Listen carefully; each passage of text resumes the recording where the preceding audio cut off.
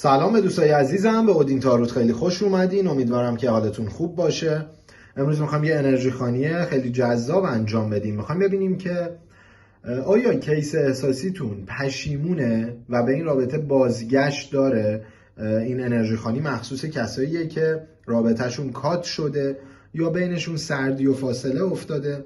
امروز میخوایم با 2 تا دک انرژی خوانیمون رو انجام بدیم، دک زیبا و پرقدرت امارت تاریکی و دک لایت سریس. این 2 تا دک رو بهتون نشون میدم، ببینیدش، ببینید با کدومشون بیشتر ارتباط برقرار میکنید. اون دک رو انتخابش کنید که با هم دیگه انرژی خوانیمون رو شروع کنیم. میخوایم ببینیم که آیا کیس احساسیتون پشیمونه و به این رابطه بازگشت داره. عزیزانی که چنل رو سابسکرایب ندارین حتما همین الان دکمه سابسکرایب رو بزنید که با من همسو بشیم، جواب درستی از این انرژی خوانی بتونین بگیرین و مطمئن باشین که به من انرژی میدین.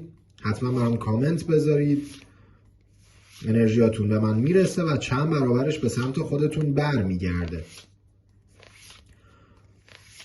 عزیزانی هم که چنل رو ساب دارین حتما زنگوله رو فعال کنین. وقتی انرژی خوانی ها رو میذاریم سریع بتونین ببینین و امیدوارم که انرژی مثبت رو بتونم بهتون انتقال بدم. این دک امارت تاریکی، دک لایت سریس هم بهتون نشون بدم. این هم دک لایت سریس.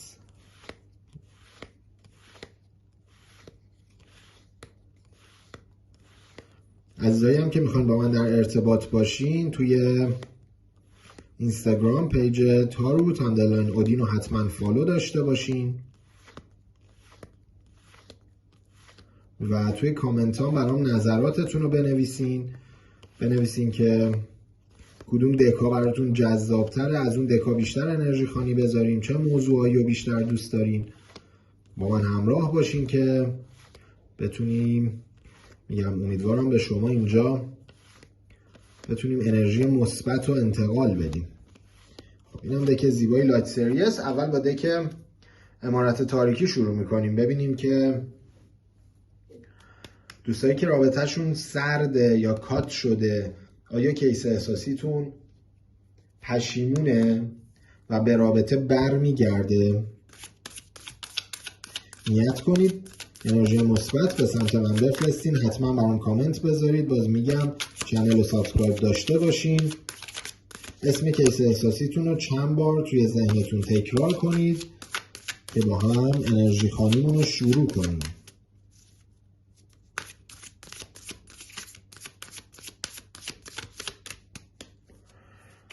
خب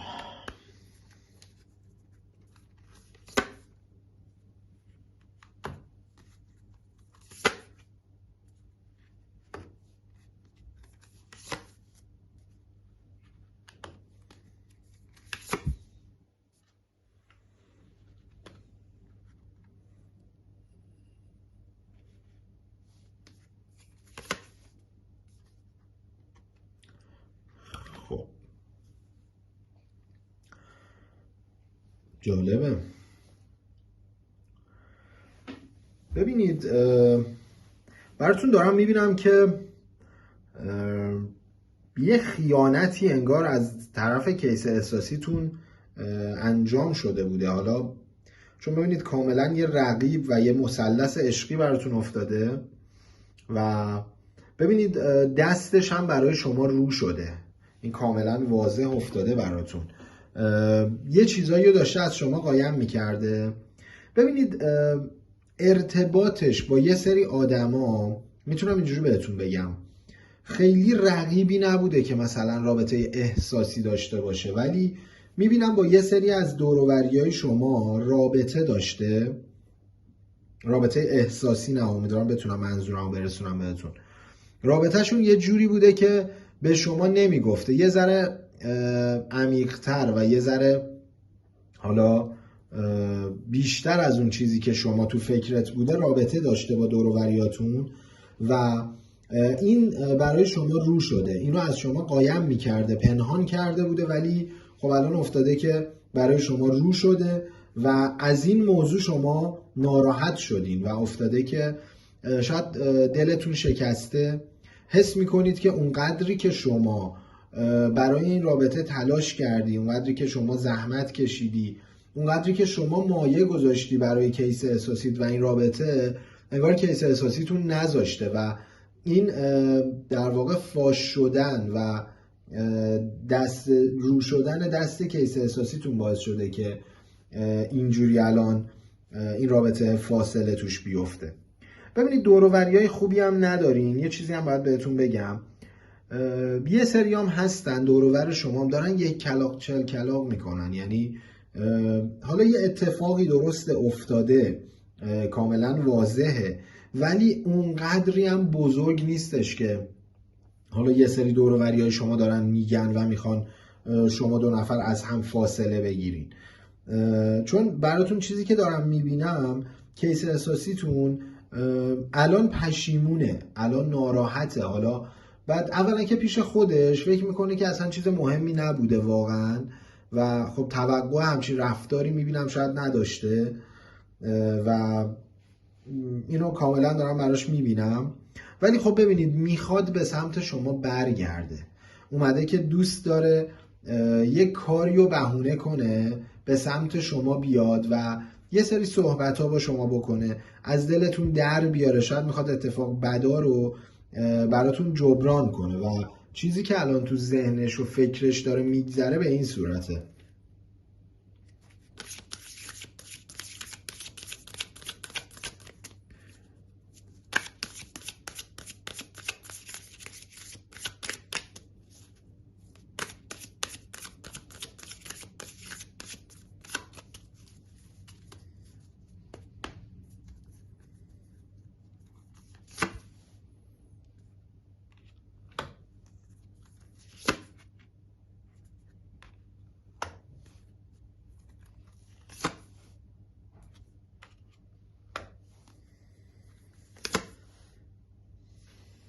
بسیار زیبا، فوق‌العاده بود. ببینید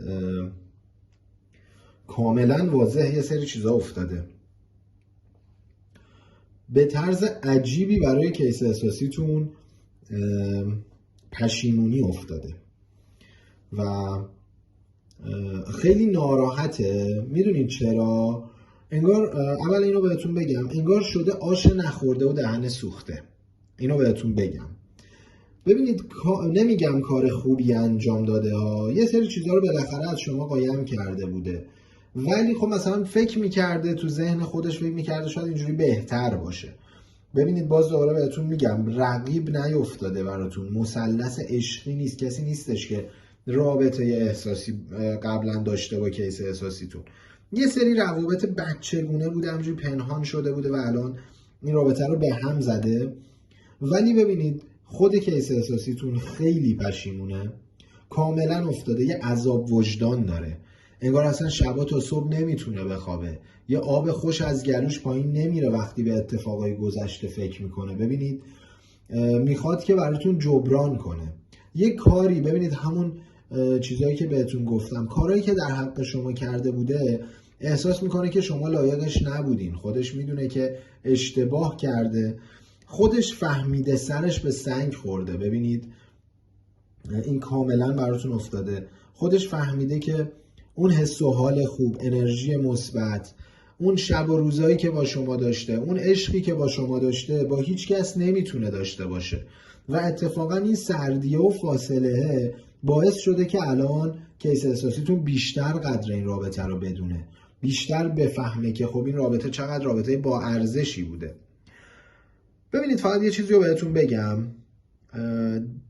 میتونم بگم یه مقدار از این حالا اتفاقایی هم که افتاده براتون به خاطر وجود یه سری دعاها، سنگینی‌ها توی رابطتون و روی شما یا کیس احساسیتون بوده و ببینید یه سری بستگی‌ها وجود داشته. شاید مثلا یه سریاتون اصلا قصدتون ازدواج بوده، شاید رابطتون خیلی محکم و جدی بوده، ولی هی نمی‌شده، هی گره می‌افتاده، هی مشکلات سر راهتون سبز می شده. اینا به خاطر این سنگینیاییه که روتون وجود داره. حتما شمتراپی انجام بدین یا پاکسازی چاکرا انجام بدین. اینا به شما خیلی کمک میکنه. و ببینید باز بهتون میگم طرف شما این بار که برگرده میبینم دنبال اینه که رابطه رو جدی کنه، دنبال اینه که ازدواج داشته باشه با شما و دنبال تشکیل خانواده است. خیلی این دک امروز داره به همون جذاب و زیبا جواب میده. ببینیم در ادامه چه جوابی میگیریم ازش. پشیمونی و برگشت که یه جورایی کاملا افتاده براتون.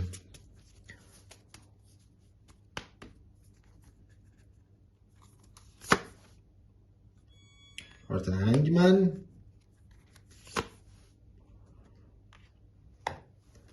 5 of cups و جاستیس. بازم جذاب و زیبا. خب این که دوباره بهتون بگم این بلا تکلیفیه کاملا وجود داره.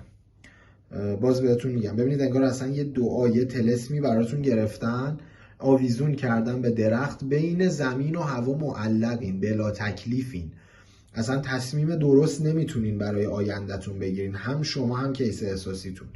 خیلی سردرگمی براتون افتاده. باز هم پشیمونی برای کیس احساسیتون. ببینید کاملا اومده که چشمش دنبال رابطه با شماست. اصلا شاید اصلا داره گریه میکنه، ناراحته بابت کاری که انجام داده. ببینید از اینکه حالا رابطه رو حالا خیلی دوست داره و میگم به شما علاقه داره، دوست داره به این رابطه برگرده، جدا از این ببینید اصلا از این اتفاق ناراحته و میگم این عذاب وجدانه داره اذیتش میکنه. و بازم بهتون میگم ببینید اتفاقی که برای شما افتاده چیزی نبوده که غیر قابل بخشش باشه.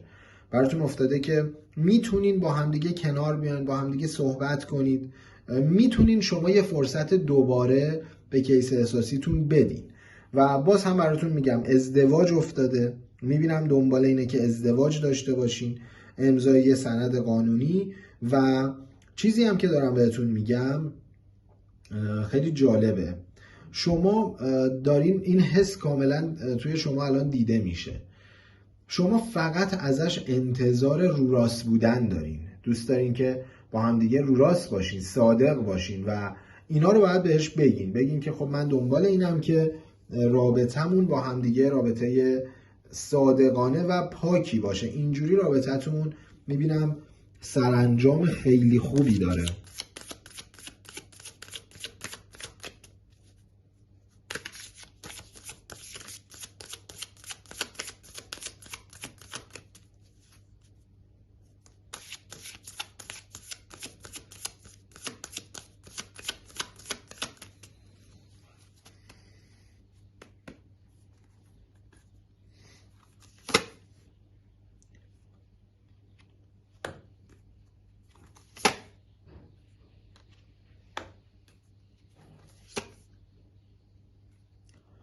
خب یه ذره داره سنگینیای روتون زیاد میشه. ببینید باز بهتون دوباره تکرار میکنم، حتما شمتراپی و پاکسازی رو انجام بدین. ببینید یه سری دودلیا و دوراهی ها برای هر دو نفرتون افتاده، یعنی هم شما هم کیس احساسیتون انگار چشم و گوشتون بسته شده، اصلا یه سری خوبیای رابطه رو نمیبینید. این به شما ضربه میزنه، حواستون به این قضیه باشه. ببینید خود کیس احساسی شما بعضی وقتا یه رفتارایی داره که شاید نیمه خالی لیوانو میبینه، خیلی آدم مثبت اندیشی نیست، خیلی آدمی نیستش که میگم خوبیای شما به چشمش بیاد. این شما رو اذیتتون میکرده، این یه نقطه ضعف برای کیس احساسیتون. ولی خب ببینید شما رو واقعا دوستتون داره. بازم بهتون میگم رابطه شما رابطه ریشه داریه و رابطه ایه که به این راحتی ها خراب نمیشه. و یه ذره باید بهتون بگم باید صبر کنین، یه ذره زمان بدین. الان اصلا زمان مناسبی برای تصمیم گیری نیستش. الان به نظرم نباید خیلی تصمیم جدی بگیرین. چیزی که باید بهتون بگم اینه که این رابطه ارزش اینو داره که یک بار دیگه فرصت داده بشه به کیس احساسیتون. بازم بهتون میگم اتفاقی که بینتون افتاده اتفاقی نبوده که همه چیزو به هم بریزه، اتفاق بزرگی نبوده. دوروریای شما، باز بهتون میگم، ببینید این همه دعا، این همه سنگینی کار این دوروریاتونه، مراقبشون باید باشین. و آدمایی که میگم میخوان از کاه کوه بسازن برای شما، یک کلاغ 40 کلاغ میکنن که رابطتون به هم بریزه، اینا رو باید کنار بذارید. حواستون به این قضیه باشه.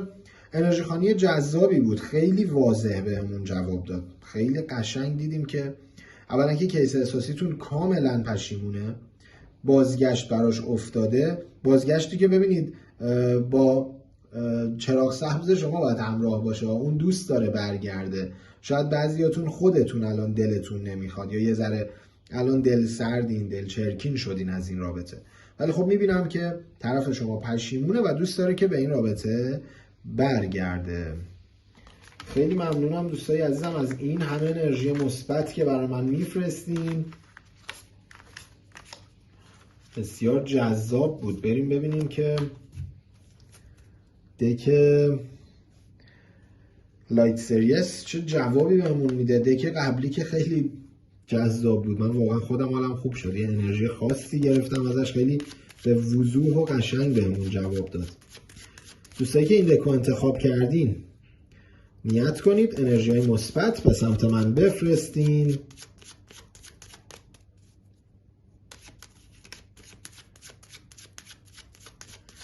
عزیزایی که چنل رو سابسکرایب ندارین، بازم بهتون میگم همین الان دکمه سابسکرایب رو بزنید، کلی انرژی مثبت اینجا هستش. منو سابسکرایب داشته باشین، تو اینستاگرام پیج تاروتاندلن اودینو فالو داشته باشین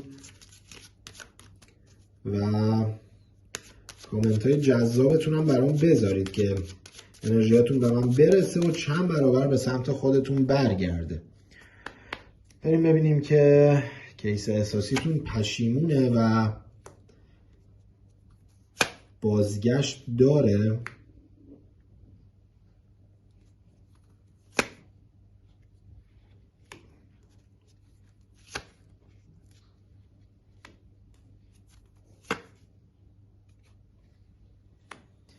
خب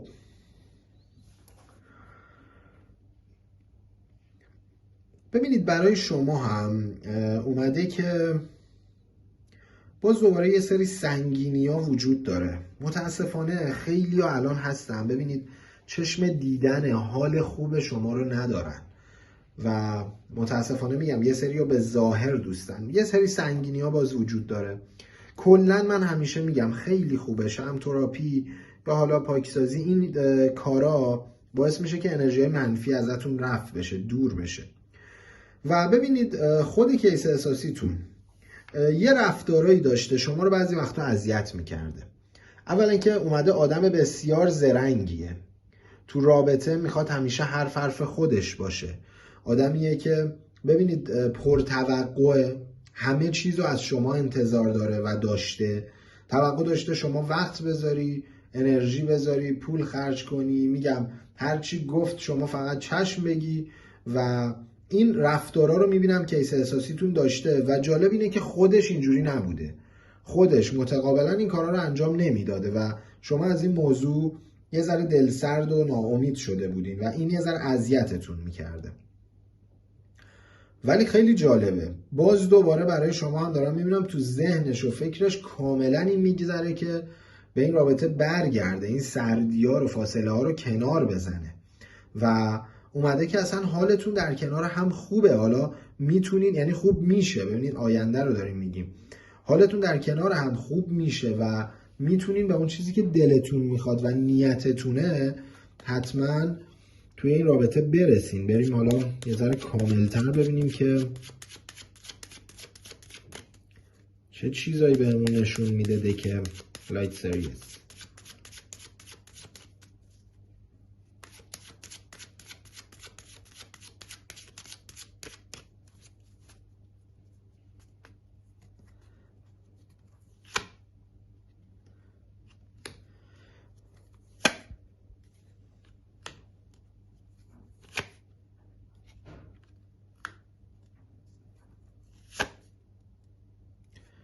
خب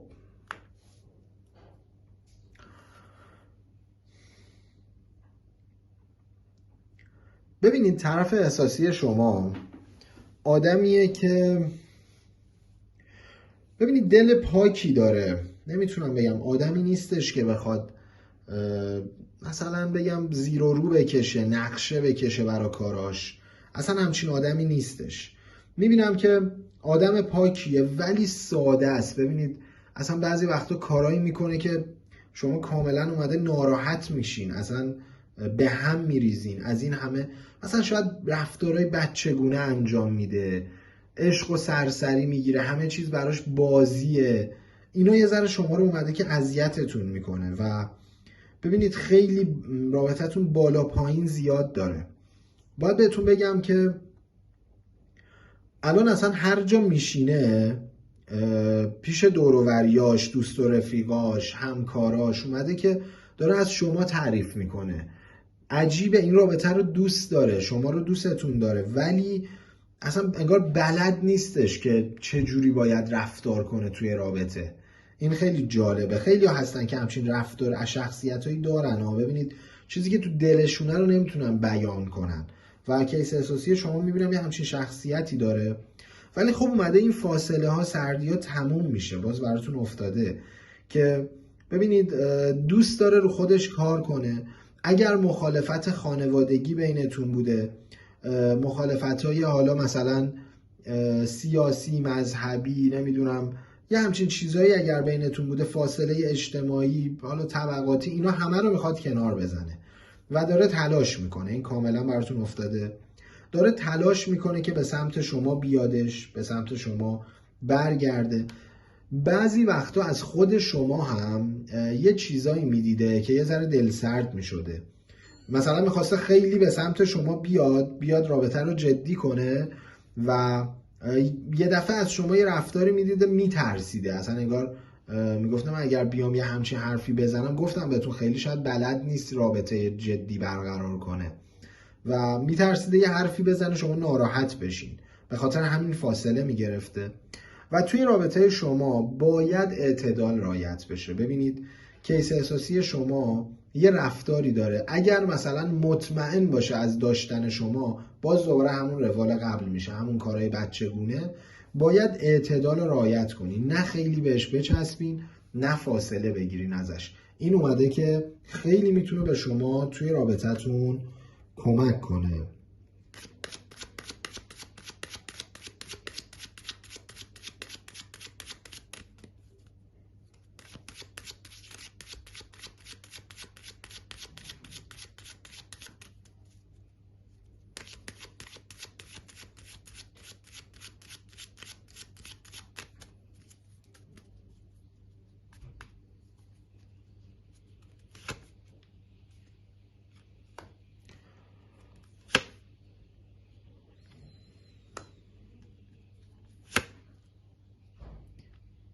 بسیار زیبا، خیلی خوب شد.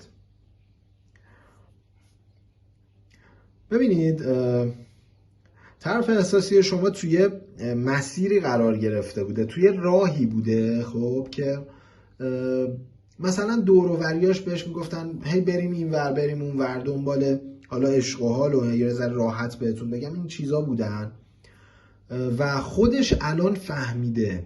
خیلی جالبه، فهمیده که بابا این راه تهش بنبسته، هیچ اتفاق مثبتی قرار نیست اینجا برام بیفته و خودش دیگه خسته شده. گفتم از اون بچه بازی ها، رفتارهای بچگونه خسته شده و میبینم به سمتتون بر میگرده و یه خبر خیلی خوب اومده ازش میشنوین، یه خبری که براتون مثل بمب صدا میکنه، خبریه که منتظرشین و براتون مثل یه تولد دوباره میمونه شنیدن این خبر. رابطتون رو وارد یه فاز جدید میکنه و دنبال اینه که ببینید رابطه رو جدی کنه. چون ببینید یه جلسه براتون افتاده. جلسه مثل جلسه معارفه، خواستگاری میتونه باشه، چیزیه که جلسه ایه که ببینید بزرگتراتون کنارتونن، دوست و رفیقاتون، کسایی که دارن مشورت درست بهتون میدن، خیر و صلاحتون رو میخوان، اونا در کنارتونن و توی این جلسه هم ببینید کلید مشکلاتتون به دستتون میاد. میبینم که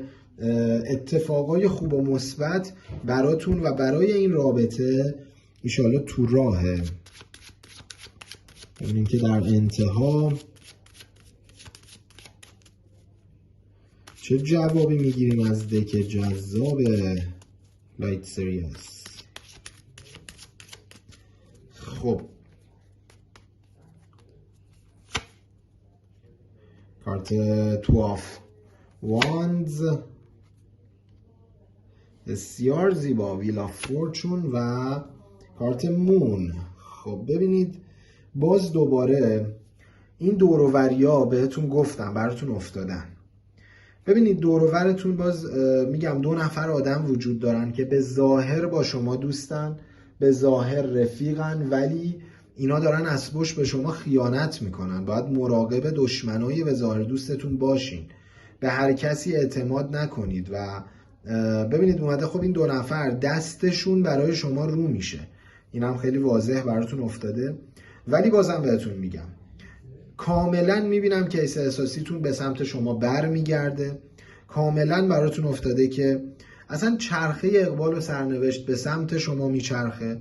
اومده که همه کائنات دست به دست هم میدن که مشکلات شما حل بشه، از سر راهتون برداشته بشه.